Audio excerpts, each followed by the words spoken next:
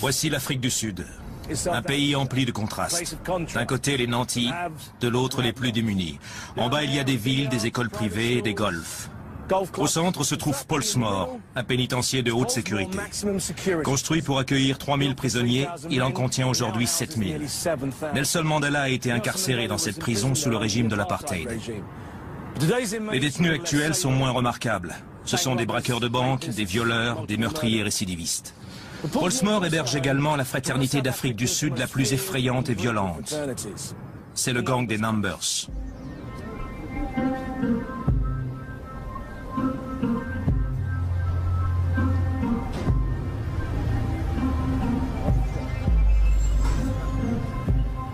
Je viens voir Chris Malgas. Ça nous a pris 4 mois pour négocier l'accès à la prison afin de rencontrer le gang. Je viens de faire 9600 km. Je ne peux plus faire marche arrière. Je me demande dans quoi je me suis encore embarqué.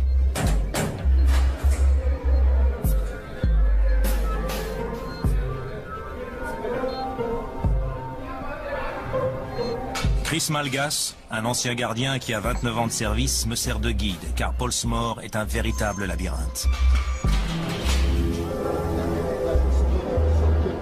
Il m'amène directement dans l'aire d'arrivée de la prison, où des centaines de nouveaux détenus sont admis chaque semaine.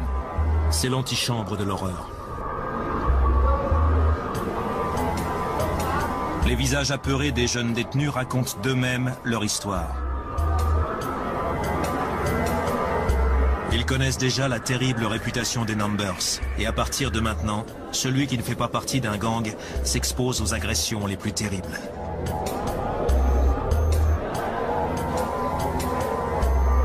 Cet homme est un meurtrier récidiviste et un vieux membre du gang 28. Il porte de l'intérêt à un nouvel arrivant. Il cherche peut-être à l'enrôler dans le gang des Numbers, à moins qu'il veuille juste lui extorquer de l'argent ou certaines faveurs.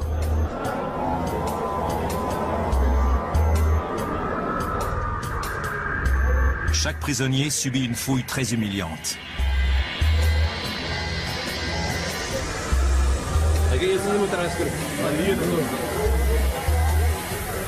Les gardiens savent que certains d'entre eux rencontrent ces gangs pour la première fois. D'autres ont déjà été victimes de leur violence.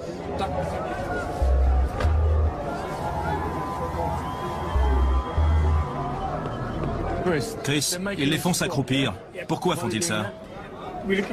Ils vérifient qu'ils n'ont pas de drogue dans l'anus. Dans leur anus? Ouais, ils les font s'accroupir pour ça. Pour évacuer la drogue, c'est ça? Ouais. Qu'est-ce qu'ils mettent exactement dans leur anus? Les détenus cachent ce qu'on appelle un poke. Un poke, c'est quoi? Un sachet en plastique rempli soit de daga, qui est l'herbe locale, soit de mandrax, une drogue synthétique. C'est aussi une manière pour eux de se préparer à d'éventuelles relations sexuelles. Si on accepte qu'ils passent de la drogue, ça signifie qu'on accepte qu'ils abusent de nous. C'est comme un dépistage. Oui. En regardant les détenus arriver, j'ai constaté que certains sont fortement tatoués. Chris m'a expliqué qu'ils font partie du gang des Numbers. Ils rentrent au bercail. Les tatouages amateurs sont faits avec des lames de rasoir et noircis avec de l'encre noire. Les gangsters sont marqués à vie. C'est quoi ça? Ton grade? À quel gang tu appartiens? Au 26, c'est ça? C'est quoi ça? Qu'est-ce que ça symbolise? Tu veux pas répondre, hein? Ce dessin signifie argent? Argent. C'est le symbole de l'argent. Merci, merci. Chris est un des plus anciens gardiens du pénitencier de Pollsmoor et il sait se faire respecter. Il connaît quasiment tout sur les gangs des Numbers. Ces hommes sont des caïds, des criminels violents, et c'est uniquement grâce à la présence de Chris qu'il consent à être interviewé. Bonjour, je m'appelle Ross, ravi de vous connaître. Tu fais partie du gang 28? Ouais. T'es dans le gang 28 depuis combien de temps? T'es dans le gang 28 depuis combien de temps? 28 ans. 28 ans. 28 ans. Tu as des étoiles sur les épaules, ça sert à quoi? Qu'est-ce que ça représente? Est-ce que c'est ton grade? Sergent. Sergent. J'ai creusé une quoi? Une tombe? À qui elle était destinée?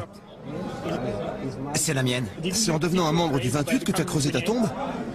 Ouais. Donc, tu es en train de dire que tu as creusé ta tombe. Et ça, je suis sanguinaire? Je suis sanguinaire. À quel groupe du 28 tu appartiens? À la Bloodline. Bloodline. Le groupe Bloodline représente les hommes de main du gang 28. Ce qui les différencie du groupe White Line, une branche subordonnée du gang. Je peux te poser une question? Que penses-tu du gang 26? Le 26? Je sais pas. Tu ne connais pas ce gang? Non. Tu ne sais pas de quoi je parle? T'as jamais entendu parler du 26 ou du 27? Non. Le gang des Numbers a une hiérarchie pseudo-militaire, et il est régi par la loi du silence. Celui qui rompt le silence est passible de mort. Même avec l'aide de Chris, entrer dans le monde des ombres n'est pas chose facile. Les détenus avec qui nous avons discuté, ceux qui ont des épaulettes tatouées sur leurs épaules, les généraux, les capitaines, les sergents-chefs, les sergents en second, ont une plus grande estime d'eux en étant à Polsmore. Je comprends mieux pourquoi certains gars tiennent absolument à être incarcérés ici. Car à l'extérieur, ils ne valent rien, ils ne sont rien. Je n'ai passé qu'une heure à Polsmore, et tous mes sens sont en effervescence. C'est comme un zoo humain. Les odeurs, les visions, les bruits sont démultipliés. Je n'ai pas honte d'admettre que j'ai la trouille. Les gardiens eux-mêmes ne sont pas en sécurité. Beaucoup de gardiens se sont fait poignarder ici. Certains ont même trouvé la mort. Un gardien s'est fait découper l'œil, c'est bien ça? Et un autre s'est fait poignarder. Ouais, j'étais présent. Vous y étiez? J'étais présent. J'étais sur place quand c'est arrivé à M. Murray. Il a pris sa retraite en 2006. En tout, il s'est fait poignarder 5 fois. Combien y a-t-il de gardiens par rapport au nombre de détenus dans ce pénitencier de haute sécurité? Dites-moi à peu près. Il y a un gardien pour 100 détenus. Un gardien pour 100 détenus. Oui. Et la majeure partie des détenus sont des meurtriers et des criminels violents. Ce sont des criminels violents, des violeurs, des meurtriers. Pour comprendre comment fonctionne le gang des Numbers, je dois discuter avec des Sud-Africains très dangereux. Prochaine étape, je me rends dans le repère des lions.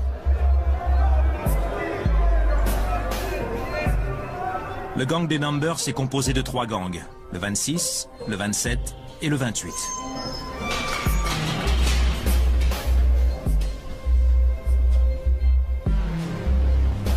Chris, dites-moi dans quel secteur de la prison nous sommes. Nous sommes dans le QG des Numbers. C'est le QG des Numbers. Oui. Nous allons pénétrer dans 2 cellules. Dans 2 cellules? Le gang 26 et le gang 27 sont les dominants. Le gang des Numbers est une fraternité impitoyable. Si la loi du gang est rompue, ils appliquent des sanctions et les contrevenants se font tuer, mutiler ou violer collectivement. Les visites dans les cellules sont extrêmement rares. Notre entrée dans Polsmore est sans précédent. Chris veut s'assurer que je ne vais pas mettre notre sécurité en danger. Nous nous rendons dans le quartier des cellules. Concentrez-vous. Ayez le visage détendu, respirez. Le contact s'effectue avec les yeux. Réfléchissez. Ne leur montrez pas que vous avez peur. Ne leur montrez pas qu'ils sont plus forts que vous. Bon, si ça tourne mal, prévenez-moi et sortez-moi de là, d'accord? C'est inutile de rester dedans trop longtemps si on perd le contrôle. Oui, bien sûr.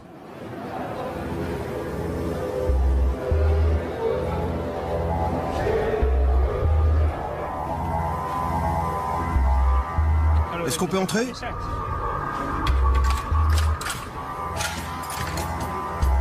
Les conseils de Chris ne m'ont pas rassuré pour autant.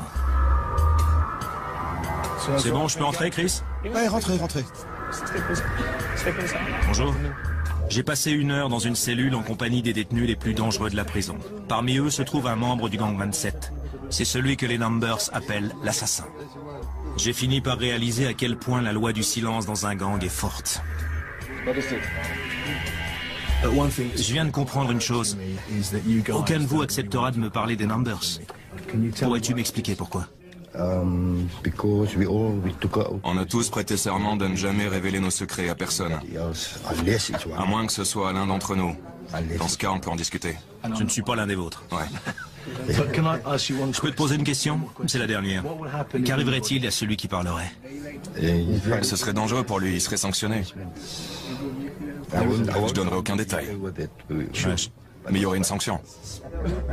Je n'ose imaginer de quoi les Numbers sont capables. Merci. Merci. Merci les gars. Que puis-je ajouter? Nous avons parlé de tout et de rien, sans obtenir d'infos sur les Numbers. Le membre du gang des 27 qu'on m'a présenté ressemble à un enfant de 12 ans.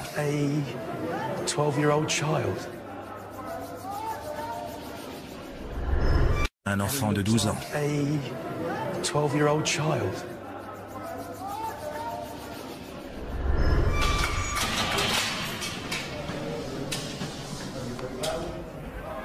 Dites-moi dans quelle partie de la prison nous sommes maintenant.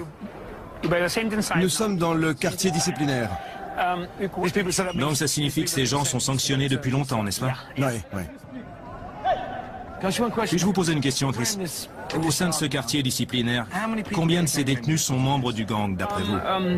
Plus de la moitié. Plus de la moitié. Plus de la moitié, oui. Plus de 50% des détenus. Est-ce qu'il y a des grades chez les Numbers? Bien sûr qu'il y a des grades. Il y a les 26, puis les 27 et les 28. Regardez les 4 détenus qui se trouvent là-bas au fond. Les 4 qui sont en face? Ceux qui nous regardent, c'est ça? Ils représentent la haute hiérarchie des 28. Ce sont les plus anciens membres du 28. Ils nous observent tous. Les 4 dans l'angle. Ceux qui sont assis sur les marches ne sont pas du même gang. Ils sont du 26. Ce sont des 26, ouais. On dirait que les Numbers dirigent Polsmore. Pour contrer la propagation de leur pouvoir, les gardiens séparent les gangs des autres prisonniers.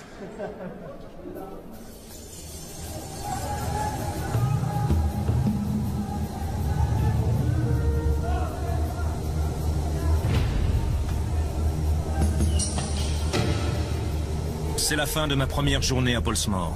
Je me demande si j'arriverai à rompre la loi du silence du gang des Numbers. Je suis en Afrique du Sud et j'enquête au sein d'un pénitencier sur un gang terrifiant qui s'appelle les Numbers. Jusqu'à présent, je me suis heurté à un mur de silence. Mon guide, le gardien Chris Malgas, m'a expliqué que les autorités de la prison autorisent le gang des Numbers à effectuer les tâches quotidiennes. Si j'arrive à les faire parler de leur travail, je découvrirai sûrement certains de leurs secrets. Chris? Chris, je peux entrer, c'est bon? Bah ouais, allez-y. Pourriez-vous me dire combien de détenus occupent cette cellule? Je ne parle pas bien l'anglais. Je parle très bien l'afrikaans. On est 14 dans cette cellule. 14 détenus, ok. Vous deux êtes chargés de la nourriture. Dites-moi, vous appartenez à quel gang? Au gang 28. Donc le gang 28 contrôle la nourriture, c'est ça? Oui. Ça a toujours marché comme ça? Oui. Dans toutes les prisons? Dans chaque prison. Pourquoi le gang 26 ne contrôle pas la nourriture? Pour quelle raison? Et les 26 doivent faire le ménage. Nettoyer la cantine. C'est son boulot. Je suppose que celui qui s'occupe de la cantine a plus de pouvoir que celui qui fait le ménage, n'est-ce pas? Non, il n'a pas plus de pouvoir. C'est équitable. C'est équitable. Il sert tout le monde de la même manière. C'est équitable, c'est normal. Alors c'est... Il sert tout le monde de la même manière. La distribution de nourriture est équitable. Le gang 28 n'en aura pas plus que le 26. Exactement. Tout le monde se respecte. Oui, oui. En tant que membre des 26, vous acceptez qu'ils s'occupent de la nourriture? Ouais, on est d'accord. Vous êtes d'accord et vous leur montrez du respect? Ouais. Ça fait partie du système, d'un commun accord. Ouais, ça marche comme ça. Il est évident que la survie à l'intérieur de Polsmore dépend de l'appartenance au gang des Numbers. Dans cette fraternité, l'initiation et la promotion s'obtiennent par la violence. C'est pour cette raison qu'une incarcération peut être prolongée indéfiniment. Le 8 février 1983, j'ai été condamné à une peine de 6 ans de prison. À 6 ans de prison. C'était il y a longtemps, les 6 années se sont écoulées et vous êtes encore là. Vous avez eu des problèmes ici? Ouais, j'ai attaqué des gens, j'ai poignardé des gens. Tu as poignardé quelqu'un en prison? J'ai poignardé Monsieur Murray. Une fois. Monsieur Malgas est au courant. Tu as poignardé un maton. C'était un homme mauvais ou t'avais l'ordre de le faire? Non, je l'ai fait pour avoir un meilleur grade chez les 28. Donc, on t'a donné l'ordre de poignarder un gardien de manière à ce que tu aies un meilleur grade. C'est ça? À quel endroit tu l'as poignardé? J'ai donné un premier coup dans la poitrine. Un coup dans la poitrine. Le deuxième était dans le bras gauche. Le troisième dans le dos. Ensuite, j'ai vu son coup. Puis un coup là et là. Et aussi ici. Et un coup moins fort, ici. L'ordre était de le tuer ou juste de le blesser? L'ordre était de le tuer. Pourquoi t'as atterri en prison? Pourquoi? Pour meurtre et tentative de meurtre et braquage. Tu as commis d'autres crimes? Oui. Tu peux me donner quelques détails? Tu veux bien m'en parler? Non? J'ai tabassé des gars, j'en ai tailladé, j'ai volé des détenus, ce genre de choses. Je suis allé dans de nombreuses prisons, partout dans le monde. Et il me semble qu'ici, le couteau est l'arme de prédilection. En général, les détenus utilisent leurs poings ou des barres en métal. Vous, c'est plutôt les couteaux. Je n'ai jamais dit que j'avais utilisé un couteau. En général, je prends une tasse ou ce que j'ai sous la main. Une tasse. Une tasse à thé. Une tasse comme celle-là. Oui, elles sont en métal. Je peux la prendre? Alors, tu tapes comme ça. Non, pas comme ça. Tu tapes avec la tranche de la tasse. Pourquoi tu tapes avec la tranche? Pour ouvrir le crâne. Pour ouvrir le crâne. Self-défense. C'est l'une des meilleures armes, c'est un cadenas, placé au bout d'un porte-clés. Oh la vache, j'arrive pas à y croire. Ça t'assomme. T'as vu comme c'est lourd? T'imagines comment ça défonce le crâne? C'est tranchant. Plus le cadenas est lourd, mieux c'est. Il faut pas laisser cette longueur. Sinon, quand tu me tapes, je peux l'attraper et te taillader. Montre-moi. Je l'attrape de cette manière et je te poignarde. Alors comment il faut le tenir? Tu le tiens plus court. Du coup, t'es tout près de la personne. Tu peux frapper en continu. En continu.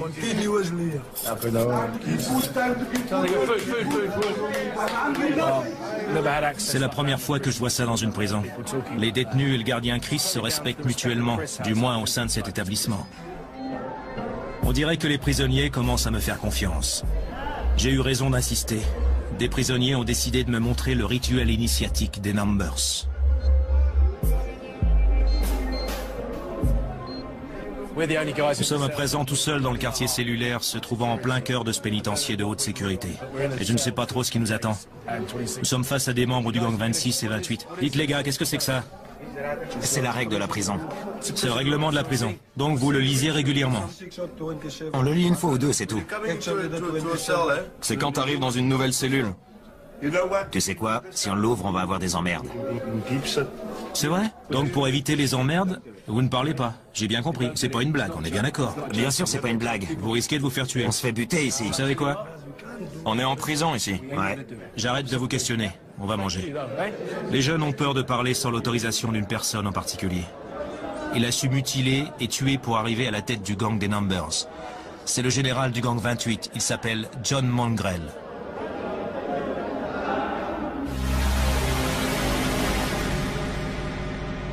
Pour moi, Paulsmore est l'enfer sur Terre. Chris a passé sa vie au sein de cette violence. Je me demande comment il fait pour tenir. Je dois toujours être sur mes gardes.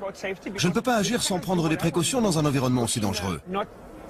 La sécurité n'est pas une question d'armes à feu, de bâtons et de barbelés. Pour moi, la sécurité, c'est une question de dynamisme. Créer une relation, faire preuve de compréhension, se mettre à leur place, connaître leur manière de penser, savoir d'où ils viennent et ce qu'ils ont vécu pour mieux comprendre leurs réactions et la raison qui les a poussés à faire le mauvais choix. On a tous une voix dans la tête qui nous guide. Mais quoi qu'il en soit, on a toujours le choix. Il y a un gardien pour 100 détenus. Les gardiens sont en sous-nombre comparés aux détenus. Du coup, des mesures particulières sont nécessaires pour que ce ne soit pas l'anarchie dans la prison. Quelques plaisirs illicites sont accordés aux prisonniers, tels que la drogue et la pornographie. Les détenus attendent avec impatience la pornographie le samedi soir. Ils prennent des drogues qui intensifient le plaisir, tout en réduisant leurs pulsions. Ensuite, le dimanche, ils prennent d'autres drogues pour amoindrir les effets du crack, des extasies ou autres. Puis ils assouvissent leur désir sexuel en ayant des relations avec des jeunes garçons. Ça doit souvent dégénérer. Ça dégénère. Mais vous acceptez ça parce qu'ici c'est indispensable. Je ne l'accepte pas. C'est juste indispensable.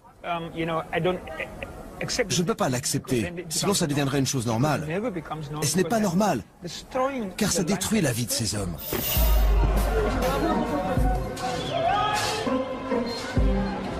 25 000 détenus par mois quittent les prisons africaines. Malheureusement, 90% d'entre eux y retournent. La prison n'est apparemment pas une bonne méthode de dissuasion. Et j'aimerais comprendre pourquoi. À Pollsmoor, les prisonniers ont la chance de bénéficier de soins médicaux, de nourriture et d'un vrai lit. Malgré la surpopulation, malgré le fait de partager la douche, les toilettes, la plupart d'entre eux souhaitent venir ici pour avoir ce minimum vital. Donc il vaut mieux être en prison que de vivre dans le monde réel. Ça peut paraître surprenant, mais ils préfèrent être en prison. Vous savez, ils se vantent d'être une famille. Seulement, ce n'est pas réellement le cas. Ils ne forment pas une famille. C'est superficiel. Mais ils se sentent respectés ici. Ils sont mis en avant grâce aux gangs 26, 27 et 28. Pourquoi sont-ils si puissants? C'est parce qu'ils s'occupent de leurs prochains. Leur perception des choses leur paraît réaliste. À nous de les faire redescendre sur Terre.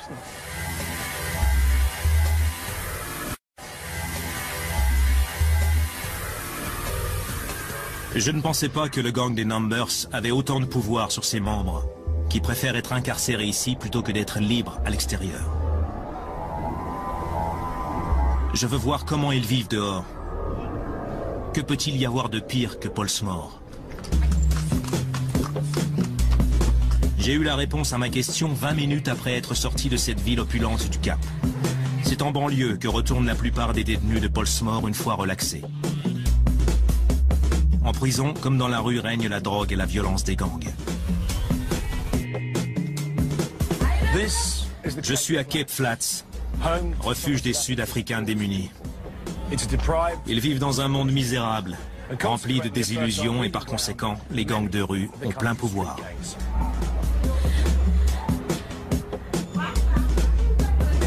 Kevin est le chef local d'un de ces gangs de rue qui s'appelle The Americans. Je le rencontre sur son territoire.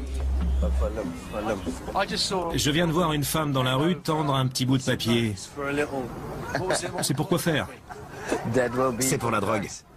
Quel genre de drogue recherche-t-elle? Les personnes âgées sont généralement sous tic. Tic? Je pense qu'elles s'imaginent que c'est une drogue énergétique. Une drogue énergétique?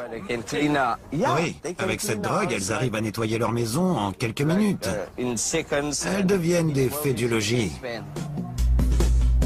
Le tic, c'est de la méthamphétamine, et je doute que ce soit la solution au problème du ménage. Avant de m'introduire un peu plus dans le monde de Kevin, j'ai besoin de comprendre la relation entre les gangs des rues de Cape Flats et le gang des Numbers de Pollsmoor. André Standing est un des meilleurs spécialistes des gangs sud-africains. Pendant très longtemps, il n'y a pas eu de rapport entre le gang des Numbers et les gangs des rues. Les Numbers étaient totalement contre. Ils disaient non, non, non, les Numbers existent seulement dans les prisons, on n'a rien à gagner à l'extérieur. Dans les années 80, la situation a radicalement changé à cause de l'affluence d'une drogue appelée Mandrax. Ça se présente en petites doses et... Ils appellent ça des boutons, n'est-ce pas? Oui, des boutons. Un dealer de Mandrax peut transporter facilement des grosses quantités et se fait un maximum d'argent. Un dealer de marijuana n'en empoche pas autant. Dans les années 80, quelques dealers ont gagné des fortunes avec cette drogue. Ils ont eu une grande influence sur les opérations des gangs des rues. Vers la fin des années 80, ils ont été incarcérés et le gang des Numbers a été confronté à ces dealers de drogue richissimes. Ils ont fini par négocier ensemble. Les Numbers leur ont proposé d'accéder directement à des hauts grades, sans se rabaisser aux rituels d'initiation comme d'être obligé de poignarder quelqu'un. En échange, ils ont exigé d'avoir des drogues et leur place dans cette grosse industrie à leur sortie de prison. Les trafiquants de drogue se sont dit que c'était une bonne idée. Ils ont également apprécié le grade de général des gangs 26 ou 28. Ils sont alors devenus extrêmement puissants en prison et une fois relaxés, ils ont rallié les gangs de rue aux 26 et 28. Je constate que le gang des Numbers a évolué et s'est développé à l'extérieur des murs de Pollsmoor. J'ai entendu dire qu'à l'heure actuelle, il existe 130 gangs de rue au Cape Flats et le plus influent est celui appelé The Americans. Ces 5000 membres sont tous affiliés au gang des Numbers. Je discute à nouveau avec Kevin, le jeune chef du gang, ex-condamné pour violence et sergent-chef chez les Numbers. Il m'invite au QG du gang, un petit cabanon connu sous le nom de Maison Blanche. Les membres du gang ont une effrayante réputation, mais je suis soulagé de les voir aussi calmes. En réalité, ils sont un peu trop calmes.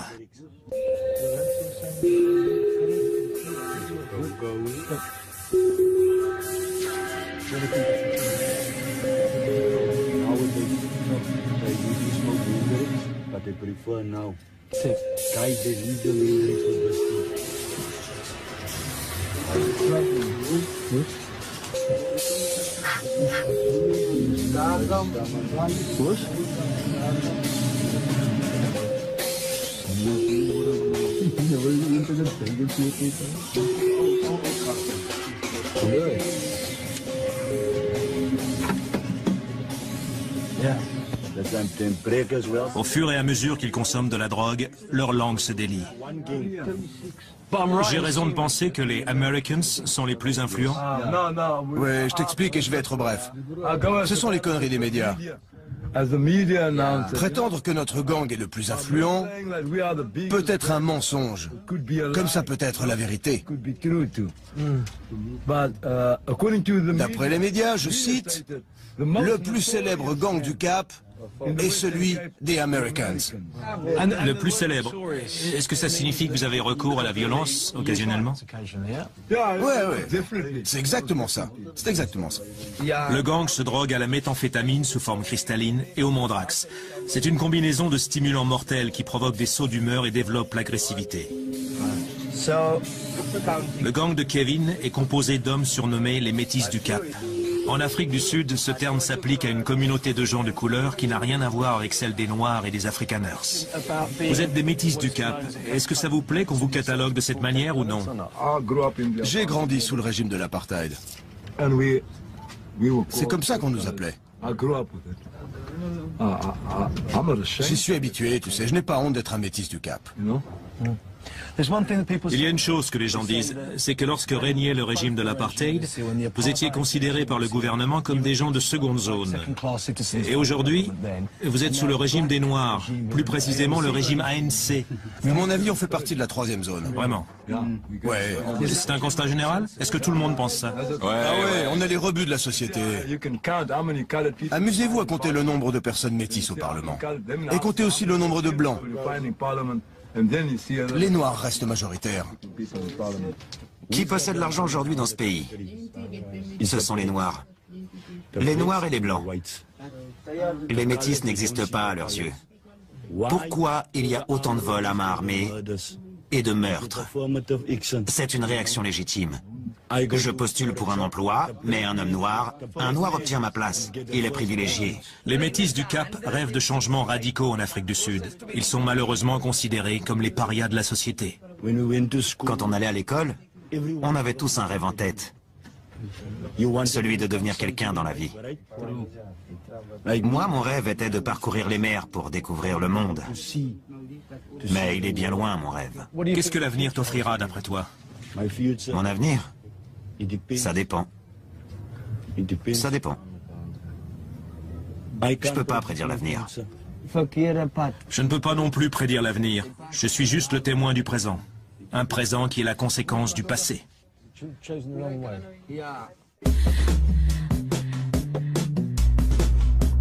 Le Cape Flats est la métropole de la majorité ethnique métisse. La haine raciale est toujours d'actualité dans ce pays. C'est l'héritage de l'apartheid en Afrique du Sud. Les résidents métis du Cap ont été parqués ici il y a une quarantaine d'années, après avoir été expulsés de leur logement situé dans la fameuse zone 6. Ils ont été replacés au-delà de l'enclave blanche du Cap, dans une zone désertique appelée Cape Flats, ou aussi appartement du Cap. Aujourd'hui, plus de 2 millions de gens du Cap occidental totalement démunis d'ici. En Afrique du Sud, 75% des crimes avec violence impliquent des armes à feu. Il y a approximativement 10 millions de pistolets illicites dans le pays. La plupart sont simplement rangés ici dans les appartements de chacun. Kevin, chef local du gang des Americans, a accepté gentiment de me montrer une petite partie de son arsenal. À Cape Flats, la transgression des lois est courante. Kevin n'a pas peur de sortir son pistolet pour me le montrer. Il m'explique avec sincérité les rapports qu'ils ont avec la police. Ouais, elle te relâche si t'as 100 ou 150 rands sur toi. T'es libre de partir. Et en plus, tu récupères ton flingue. Si tu lui donnes 150 rands, il te laisse partir. 150 et t'es libre. Ça fait 15 livres. Ouais, et tu t'en tires indemne. Tu charges ton arme avec des balles différentes? Ouais, une classique, une à tête creuse. Les balles à tête creuse causent de gros dégâts dans le corps au moment de l'impact, car elles explosent.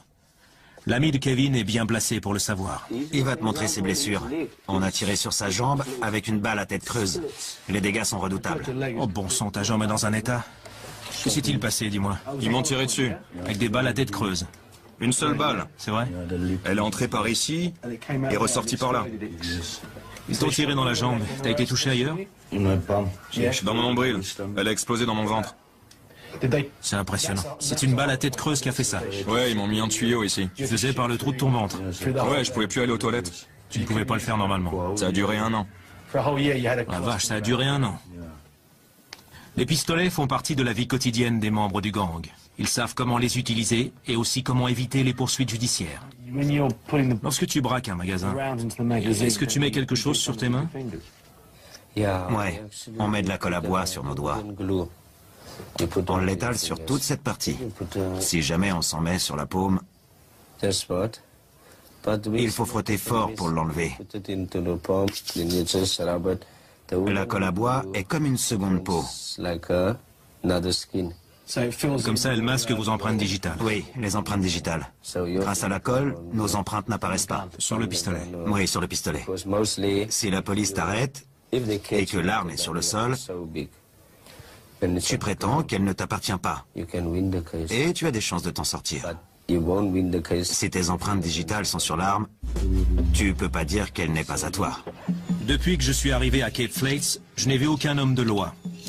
Nous avons proposé à la police sud-africaine d'apparaître dans notre reportage, mais elle a refusé. Je suis à Cape Flats, en Afrique du Sud, où la drogue et la violence des gangs font régner la terreur.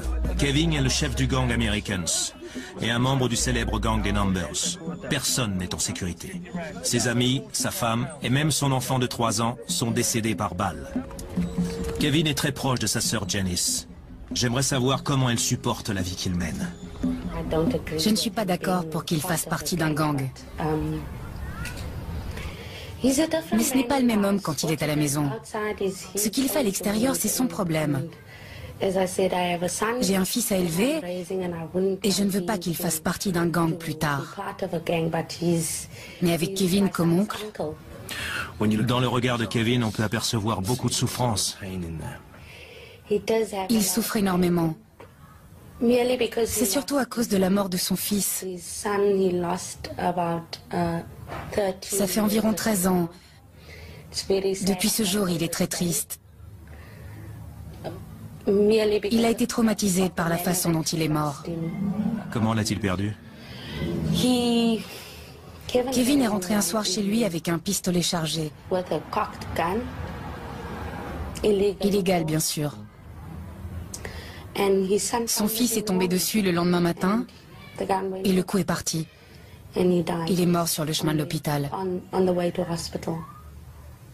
J'ai demandé à Kevin de me parler de la mort de son fils.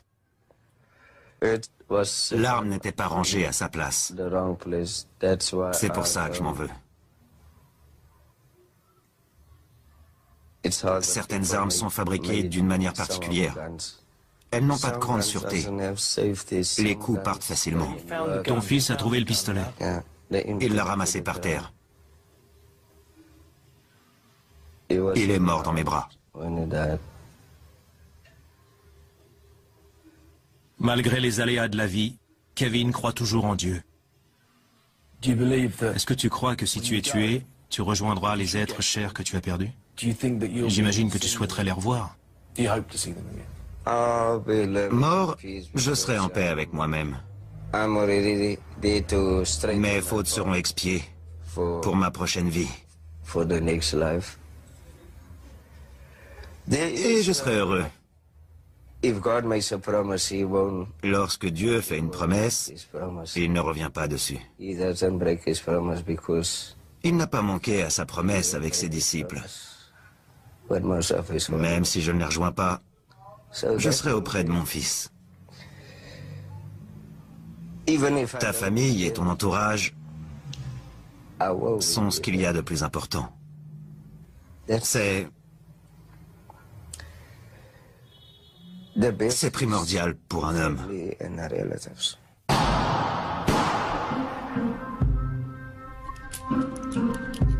Kevin a beau avoir perdu des proches, il reste le chef du gang Americans. Il se raccroche à la drogue et à la religion pour combler le vide de sa vie. Étant donné qu'il n'a plus rien à perdre, il se complaît dans le monde du crime et du gang. C'est un cercle vicieux.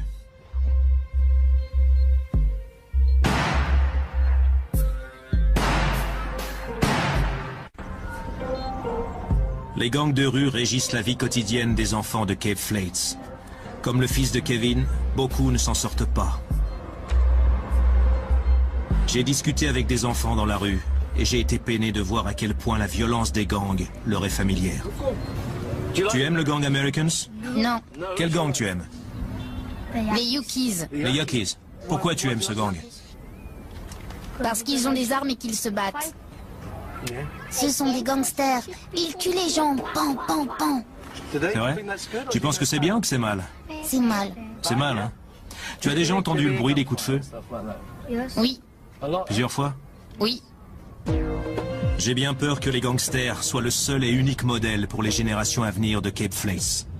Cependant, j'ai le sentiment qu'il y a d'autres alternatives. Ces jeunes ne sont pas des délinquants.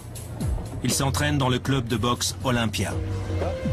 Dans une société aussi violente, ce n'est pas surprenant de voir que la boxe est une manière pour les enfants de rester en dehors des ennuis. J'ai discuté avec Paul Manuel, l'entraîneur qui est aussi inspecteur de police. Il m'a expliqué que c'est extrêmement dangereux pour eux de se rendre dans ce club. Pour y aller, ils doivent sortir de chez eux, passer entre les balles et traverser le territoire de différents gangs. S'ils arrivent jusqu'ici, 80% de la bataille est déjà faite. La mission de Paul est d'apprendre la discipline et le respect. Ces jeunes retournent par la suite dans la communauté où je les ai trouvés et ils servent de modèle pour les autres enfants et jouent les ambassadeurs du bien. Le centre de Paul offre aux jeunes une alternative différente de celle des gangs. Moselle est le modèle de réussite de l'histoire du club. Tu n'as jamais été membre d'un gang? Non. Tu penses que la boxe a quelque chose à voir là-dedans? Bien sûr, bien sûr. Ça m'occupait tout le temps. Heureusement que j'ai rencontré Paul Manuel. Il a fait en sorte que je ne devienne pas un gangster.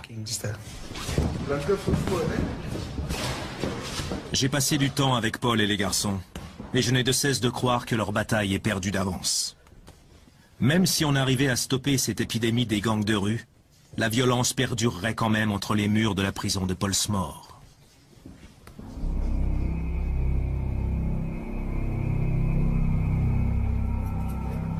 Mon séjour en Afrique du Sud touche bientôt à sa fin, et avant de partir, je tiens à retourner à Pollsmoor, près du gang des Numbers.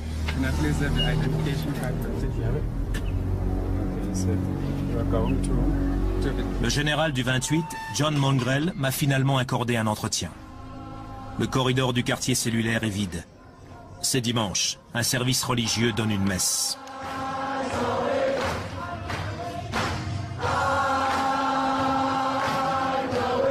En attendant le général, je m'assieds dans une classe de réhabilitation, un cours qui encourage les prisonniers à surmonter leur passé. J'ai 2 enfants, 2 filles. Une a 17 ans et l'autre 12. Je veux pas qu'elle se fasse violer. Je sais ce que ça fait. Celui qui touche à une de mes filles, je le tue. J'imagine ce que doit ressentir la personne que j'ai violée et ce que doit ressentir sa famille. C'est l'heure de rencontrer le général, l'homme le plus craint de Pollsmoor, l'homme le plus gradé du gang 28. Son parcours ensanglanté lui a permis d'introduire le gang des Numbers il y a 19 ans, au moment où il a été condamné pour meurtre et incarcéré à Pollsmoor. J'avais 14 ans. 14 ans. 14 ans. C'est à ce moment-là que tu es venu à Pollsmoor. C'est à ce moment-là, oui. Et quelle a été ta condamnation? J'ai écopé de 9 ans. Comment se fait-il que tu sois encore là? En prison, j'ai rejoint le gang 28. On m'a dit, ok, je t'intègre dans un gang, mais tu dois tuer un type en cellule. On m'a donné un couteau, ma cible est entrée, ils l'ont ceinturé, et moi je l'ai poignardé dans le cœur. Combien de fois? 2 fois. Après, elle pissait le sang. Ouais. Et tu as fait ça parce qu'on te l'a ordonné, c'est ça? Ouais. Parce que tu es un membre du 28. J'appartiens au 28, oui. Est-ce que les gardiens ont peur de toi? Si un gardien n'est pas juste ici, dans cette prison, j'informe le gang 27. Tu es du 27, un couteau est à ta disposition. Tu dois tuer le gardien, ou le major, ou le capitaine. Le 27 me répond, « Salut mon frère, je le bute, tu peux regarder. » Ensuite, je retourne dans ma cellule. Et t'as regardé? Et j'ai regardé. Que se serait-il passé si le gang 27 n'avait pas obéi aux ordres? Je les aurais tués. Ils n'ont pas le droit de refuser leur devoir. Je comprends. Je les aurais tués. Le général semble vouloir me parler des Numbers. Alors je me suis permis d'évoquer le sujet. Je l'ai interrogé au sujet du rite initiatique des jeunes qui ont si peur. Si une personne arrive en cellule, mon devoir est de lui demander ce qu'il a fait et pour combien de temps il est incarcéré. Je lui dis, tu dors là. Et s'il ne fait pas partie des Numbers, je couche avec. Tu couches avec? Je couche avec. Comment est-ce que tu procèdes? Tu le maintiens à terre? Je le maintiens à terre et mon visage est face à son visage. Tu le regardes dans les yeux? Oui, et je couche avec. Tu le maintiens à terre? Est-ce que tu fais ça tout seul ou alors quelqu'un t'aide? Non, il a peur de moi. Il sait qu'il n'a pas le choix. Ouais, du coup il ne se débat pas. Je commence à comprendre quels sont les rites secrets et les lois du gang des Numbers. Soit vous vous battez pour rentrer dans les rangs, soit vous êtes victime d'abus sexuels. Je couche avec des garçons. Ça fait 19 ans que tu couches avec des garçons. Exactement. Est-ce que ça veut dire que t'es gay? Non, Pourquoi ça? je ne suis pas gay. Tu es quoi alors? Je suis un homme. D'accord, toi tu es l'homme, et le type que tu baises, il est quoi? C'est la femme. La femme. Ouais, une gonzesse. Je lui dis, lave mes vêtements, et il s'exécute. Je le nourris, lui donne du pain, un lit, et je m'assure que tout va bien pour lui. Ça signifie que tu as un ladyboy au quotidien. J'en ai un. Il est avec toi depuis combien de temps? 3 semaines. 3 semaines. Tu en changes régulièrement? Oui, j'en change. Tu vas les voir et tu leur ordonnes d'être ta gonzesse. Ouais, elle vient dormir avec moi dans mon lit. Et s'ils refusent, que se passe-t-il? Je les tue.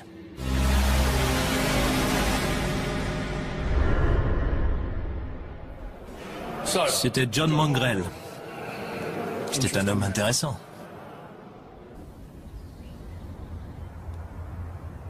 John Mongrel est l'homme le plus sadique que j'ai rencontré. Mais il est important de se rappeler que cet homme est le produit du système et non la cause du problème. L'Afrique du Sud est un endroit magnifique. Ça sonne faux quand je dis ça parce que je suis très déçu. Ça fait 16 ans que Nelson Mandela a été libéré de prison. Certaines choses ont changé depuis, mais la plupart sont restées identiques. Une élite a été remplacée par une autre. Les privilèges de la ségrégation existent toujours entre les nantis et les parias. La violence des gangs est une réalité quotidienne. Il s'est écoulé 16 ans depuis la fin de l'apartheid. Pourtant, j'ai l'impression que le chaos ne fait